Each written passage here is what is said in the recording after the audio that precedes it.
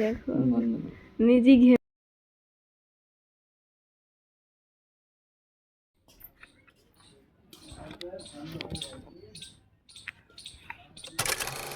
Everyone, good morning. আমি Tonni and welcome to my channel world of Tonni. আমার নতুন একটা ভিডিওতে নতুন সকালে আবারও প্রতিদিনের মতো অনেক অনেক ওয়েলকাম জানি। নতুন একটা ব্লগ শুরু করলাম। তো দেখো, এই যে একটা ব্যাঙ, ফোনে কথা বলছিলাম বোনের সাথে, তখন দেখি যে ব্যাঙটা ওইভাবে বসে আছে গাছটার নিচে। তো একটু তোমাদের সঙ্গে শেয়ার করলাম তাই। তারপর আমার রান্না বান্না কমপ্লিট, মানে সকালের টুকিটাকি রান্না। তো ওটাই আজকে বর আর বাবু খেয়ে বেরিয়ে গেছে ডিউটিতে।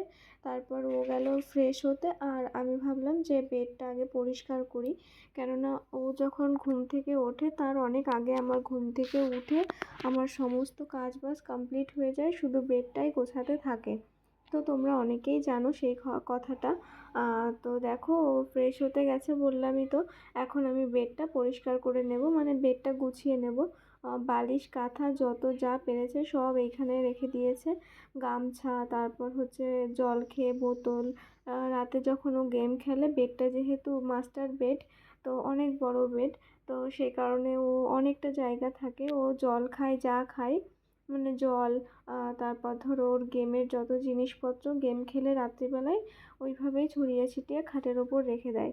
তারপর যখন আমি সকালে উঠিয়ে বেড পরিষ্কার করি, তখন আমি আবার জায়গার জিনিস জায়গায় রেখে দিই। তো দেখো, এই মান্তি প্লাগটা না এখানে এইভাবে পড়ে থাকে বেডের উপরে। তো আমি ভাবলাম বেডের উপরটায়, বেডটা যেহেতু উঁচু করেছি, তোমরা তো আগের একটা ব্লগে দেখেই নিয়েছো।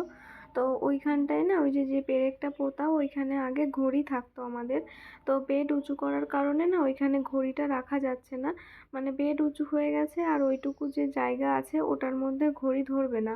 তো আমি ভাবছি তাহলে মান্তি ফ্ল্যাগটা ওইখানে লাগিয়ে দিই, কেননা বেডের ওপর সবসময় ওই তার থাকলে যতই একটুখানি জায়গার মধ্যে থাকুক না কেন, বেডটা কেমন পরিষ্কার হয়েও পরিষ্কার লাগে না ওই তারেরটার জন্য। তো আমি ভাবলাম উপরে ওই রকম বাঁধিয়ে দিই, তাহলে ভালো লাগবে। আর হচ্ছে চার্জারও ওইখানে লাগিয়ে দিলাম, চার্জে বসিয়ে বেডের ওই উপরটাই রাখা যাবে, তাহলে বেশ দেখতেও সুন্দর লাগবে, জায়গাটাও কভার আপ করে থাকবে। তো দেখো, ওইটা তো ঠিক করে তারপরে আমি বেডটা অনেকটা ক্লিন হয়ে গেছে। আর আমি সকালবেলা আজকে করেছি আলু সিদ্ধ, কেননা বর না এই গরমে ওর কিছুই খেতে ইচ্ছা করছে না, মানে ডাল বলো মাংস বলো কিছুই ভালো লাগছে না। আর মাছও এনেছে, কিন্তু ওর নাকি মাছও এখন ভালো লাগছে না, শুধু বলছে আমি সকাল হলে শুধু আলু সিদ্ধ খেতে চাই। আর লস্যি তো প্রতিদিনই করি। আর রাত হয়ে গেলে দুপুরে তো ও বাড়িতে আসে না, দুপুরে ফোন করে বলে দেয় যে আমার জন্য রাতে পান্তা ভাত করে রাখবে। মানে দুপুরের ওই যে ভাতটা করি একটু বেশি করে রাখি, তারপরে জল দিয়ে রাখি দুপুর টাইমে, আর ওই সেটা বাড়ি এসে রাত্রিবেলায় মানে ওই সন্ধ্যা দেওয়ার পরপরই ওর খিদে পেয়ে যায়, তখন ওই পান্তা ভাতটাই খেয়ে নেয়। কোনো দিন ধরো সাথে একটু বেগুনি করে দিলাম, বা যেগুলো ওই দিনের বেলায় রান্না করি সেগুলোই থাকে, বা রাতে যদি কোনো কিছু করি সেটার সাথেও খেয়ে নেয়। কেননা গরম প্রচণ্ড, তো সন্ধ্যা দিয়েই আমি রান্না শুরু করে দিই, বা সন্ধ্যার আগেও এক এক দিন রান্না শুরু করে দিই। তাহলে ও যাতে, মানে এটা অনুমান করে রান্না করি যাতে ওর খাওয়ার টাইমের আগে আমি সব কিছু রেডি রাখতে পারি, ও যেটাই চাইবে সেটাই দিতে পারবো, যাতে ও পেটটা ভরে সন্ধ্যার সময় খেতে পারে, মানে রাতের খাওয়াটা আর কি খেতে পারে। কেননা ওই যে বললাম দুপুর টাইমে খায় না কিছু, বাড়িতে তো আসেই না আর ওইখান থেকেও খায় না।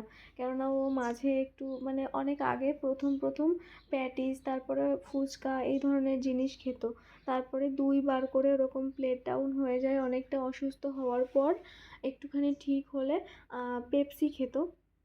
আর ইদানিং দেখছি পেপসিটা খেলেও, দিনে একটু গরমটা পড়ে তো পেপসিটা খেলে না একটু ভালো লাগে, কিন্তু পরে ওর শরীরটা খুব খারাপ করে, শরীরটা দুর্বলও হয়ে গেছে মাঝে। তো তাই এখন পেপসিটাও ছেড়ে দিয়েছে, দুপুরেও কিচ্ছুই খায় না।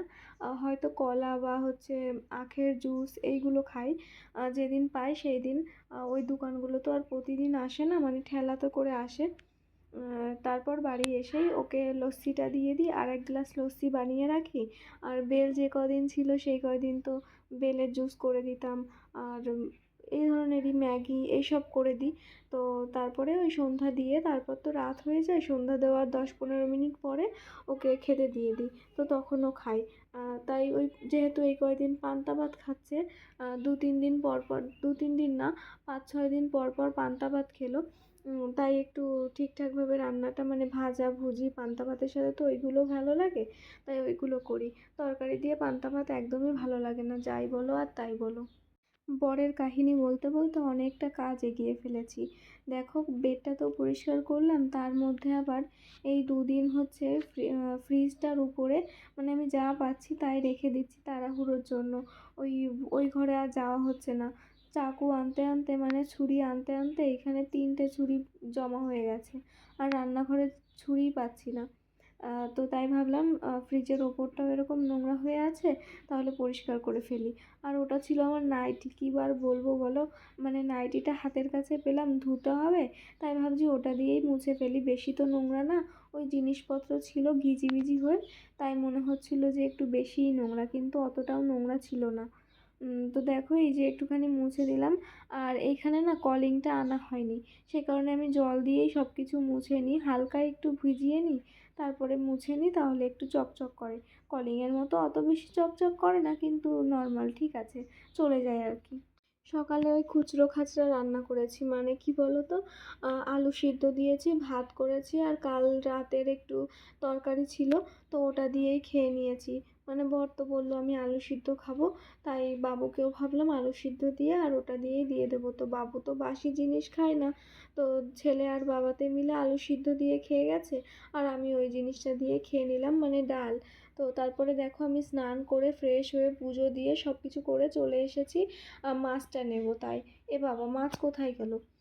আসলে আমি ভুলেই গেছি যে মাছটা আমি না স্নান করার আগে বাইরে বের করে মানে রান্নাঘরে রেখে এসেছিলাম, তারপরে না আমি ভুলে গেছি, এখন নিতে এসে দেখি মাছ নেই।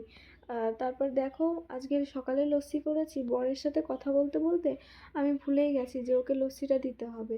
মানে ওকে আমি দিয়েছিলাম, তো ও বলেছিল কি ফ্রিজে রেখে দাও, আমি খাওয়াটা কমপ্লিট করে দিই, ও ভাত খাচ্ছিল তখন, খাওয়া কমপ্লিট করে তারপরে ওটা খাবো, ততক্ষণে আর একটু ঠান্ডা হয়ে যাবে লস্যি। আর লস্যি জিনিসটা কি বলো তো, একটু ঠান্ডা বেশি হলে আরও বেশি ভালো লাগে। তো তারপরে ওকে কথা বলতে বলতে না দিতে ভুলে গেছি আমি। তো যাই হোক, অনেক কথা বললাম, অনেক কথা শেয়ার করলাম। দেখবে এই যে দেখো, তখন বললাম না মাছ বাইরে রেখে দিয়েছিলাম, এই যে মাছটা পুরো জল গলে গেছে। অবশ্য এতটা জল গলেনি, আমি একটু জল দিয়েও রেখেছিলাম যাতে তাড়াতাড়ি করে গলে যায় তাই। আর ওই যে হচ্ছে শুকনো লঙ্কা ভেজেছিলাম, আর এই যে আরেকটা আলু রয়েছে, মানে আলু সিদ্ধ দিয়েছিলাম সেটারই। তো তারপরে দেখো লবণ আর হলুদ মাখিয়ে নিয়েছি মাছে, আর এই যে দেখো এতটা ডিম আরও একটু আছে, এই বড় পিসটা নিয়ে এসেছি মানে ডিমের।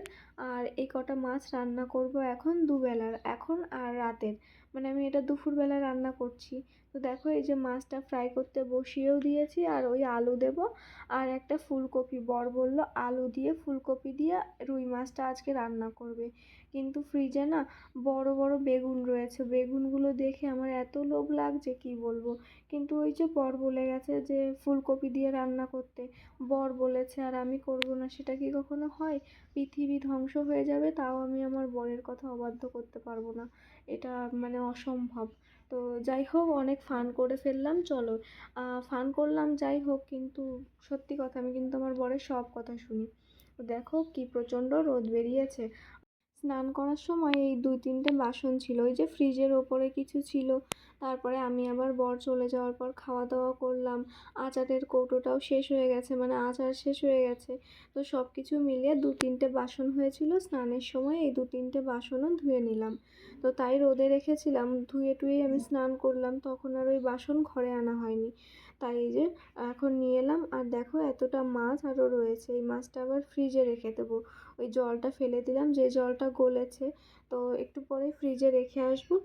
মাছটা ফ্রাই হয়ে গেলে রান্নাটা বসিয়ে দিয়ে তারপর তো দেখো ডিমটা কি সুন্দর তাই না, আর রান্নার পরে কিন্তু আরও টেস্টি হয়েছে। অন্য দিনের ডিম না আমার খেতে অতটা ভালো লাগে না, মানে মাছের ডিম আমি খাই না, বিশেষ করে আমার ভালো লাগে না, কিন্তু আজকে ওই মা বলতো জানো ছোটোবেলায়, যে এখন আমি করে দিচ্ছি তো এখন ভালো লাগছে না, যখন নিজে রান্না করবি তখন দেখবি খুব ভালো লাগবে, বলবি মা গো কী সুন্দর টেস্ট হয়েছে। তো সত্যিই এখন তাই। আগে না মা ডিম ফ্রাই করে দিত, মানে ডিম ভেজে আর কি। তো তারপরে না আমাকে দিত, আমার ভালো লাগতো না। আমি বলতাম কি আমি খাবো না, আমার ডিম খেতে কেমন একটা লাগে। মানে ভালো লাগতো না কেন জানি না। তারপরে না আজকে আমি ডিমটা ফ্রাই করেছি, মানে ভেজেছি, তো বাবুকে দিয়েছি। তারপরে আমি ভাবলাম আমিও একটু খাই, গন্ধটা এত সুন্দর বেরোচ্ছিল কি বলবো তোমাদের। তারপরে না খাওয়ার পর একটুখানি খেয়েছি, এত সুন্দর লাগছে। তারপরে আমি মানে অনেকটাই খেয়েছি ডিম। তো যাই হোক, অনেক কথা বলে ফেললাম। ওই যে ফুলকপি আর আলুটা ভাজতেও দিয়ে দিলাম, আর এখন যাচ্ছি মশলাটা করতে। যাক বাবা, মশলাটা কিভাবে করব, কারেন্ট গেছে চলে। তাড়াহুড়ো করে আমি মশলাটা ঠিক করছিলাম, মানে জিরে, কাঁচা লঙ্কা, শুকনো লঙ্কা সব দিচ্ছিলাম, যে মিক্সচার মেশিনের কী বলে মিক্সিটার মধ্যে, যাতে তাড়াতাড়ি করে মশলাটা করে নিয়ে আসতে পারি। যেতে যেতে দেখি কারেন্ট চলে গেছে। কোনো টেনশন নেই, এই যে আমার হাতের বানানো মশলা, আর এটা দিয়ে দেখবে এর তুড়ি। এই দেখো এত সুন্দর রান্না হয়েছে, কালারটা দেখেছো? এত সুন্দর কালার হয়েছে, হয়তো মিক্সচার মেশিনে মশলা পিষে নিয়ে এলেও এত সুন্দর কালার আসতো না। আর এই অনেক জিনিস কিন্তু আমি হাতে বানাই, মানে দোকানের কেনা মশলা আমার ভালো লাগে না। আর এই হচ্ছে সেই মাছের ডিম ভাজা, এর মধ্যে দিয়েছি একটু ছোট ছোট করে লঙ্কা কুচি, পেঁয়াজ কুচি, ব্যাস, আর লবণ হলুদ, এইটুকু দিয়েই। তো তারপরে রান্না হয়েছে এই যে ভাত, আর হচ্ছে মাছ, আর ডিম ভাজা। তো এই হচ্ছে আমার থালা। এখন আমি ভাতটা খেয়ে নেব, তারপরে একটু পরে কথা হচ্ছে। চলো তাড়াতাড়ি করে খেয়ে নিই।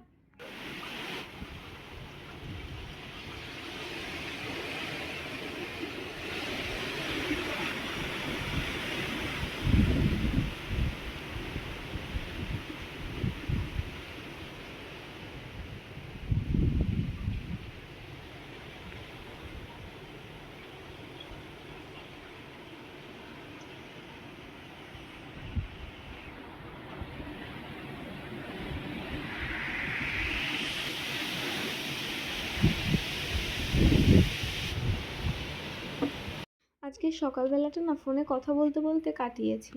তখন 11টা থেকে 12টা অবধি আমি ভিডিও বানাই, মানে ইনস্টাগ্রামে রিলস বানাই। প্রতিদিনেরটা প্রতিদিনই বানাই, আবার কখনো কখনো করে রাখি। তো ইদানিং প্রতিদিনেরটা প্রতিদিনই 11টা থেকে 12টা অবধি 1 ঘন্টা করি, হয়ে যায় আমার রিলস। তো দেখো আজকে সকালে করা হয়নি, এখন বিকালবেলায় আমি রিলস করছিলাম। আর এতটা প্রচণ্ড পরিমাণে ঝড় মানে হচ্ছে, হাওয়া হচ্ছে, তাই একটু তোমাদের সাথে শেয়ার না করে পারলাম না। আর হ্যাঁ, আমার এই রিলসগুলো যদি দেখতে চাও, ইয়োর টুনি 123 ইনস্টাগ্রামে চলে যাও। আমি কিন্তু ভিডিও বানিয়েছি। আর কেমন লাগলো তোমরা কিন্তু অবশ্যই পরে জানিও। তো দেখো এই যে আমার বর বাড়ি এসছে 6:30টার দিকে, এখন বাজে 7টা, এখনও সন্ধ্যা হয়নি, বাইরে আলো আছে। মানে ওই 7টা বাজতে 10-15 মিনিট বাকি। দেখো আমার বর ঘেমে কী অবস্থা, কিন্তু ওর ফোন কিন্তু ঘামা যাবে না, আর গরম হওয়াও যাবে না, ফোনকে কিন্তু পাখা চালিয়ে ঠান্ডা করছে। তো যাই হোক, ওর কীর্তন আর বলে লাভ নেই, ওর মাথা ওই রকমই, ফোনের জন্য গেমের জন্য ও যা কিছু করতে পারে। তারপর আমাকে বলল যাও না একটু শশা কেটে নিয়ে আসো, একটু শশা খেতে ইচ্ছা করছে, তাই ওর জন্য কেটে নিয়ে এলাম। এখন আবার কারেন্ট গেছে চলে, সন্ধ্যা লাগতে আর একটু টাইম বাকি। তো ও বললো আমি খাটটা নিয়ে বাইরে পাচ্ছি, তুমি আমার ফোন, তারপরে পাওয়ার ব্যাংক আর হেডফোনটা বাইরে নিয়ে আসো। তাই আমি বাইরে নিয়ে যাচ্ছি। দেখো এই যে বাবু শুয়ে আছে, এখন হচ্ছে গেম খেলবে, কিন্তু ওর ম্যাচটা এখনও শুরু হয়নি, তাই ফোন ঠান্ডা করছে, এদিকে পাওয়ার ব্যাংকে চার্জও দিচ্ছে। নতুন একটা পাওয়ার ব্যাংক আগের দিন এনেছে, দেখালাম যে তোমাদের, সেই পাওয়ার ব্যাংকটা আমাকে ধরতেই দেয় না। বলে কি যে আইফোন শুধু ওই পাওয়ার ব্যাংকে চার্জ দেওয়া যায়, আর অ্যান্ড্রয়েড ফোন দিলে পাওয়ার ব্যাংক নষ্ট হয়ে যাবে। আমি জানি আমার সাথে মজা করছে, আমি আর আমার ফোন এমনিই চার্জ হয়ে থাকে, তাই আর আমি ইউজ করি না। দেখো আজকের আবহাওয়াটা এত সুন্দর, বৃষ্টি হয়ে। আর কাঠবিড়ালিটা কি করছে দেখো। যাই হোক, কাঠবিড়ালি ওর মতো ওর খেলা দেখাতে থাকুক। আজকের ভিডিও আমি এখানেই শেষ করছি। Bye, take care, good night.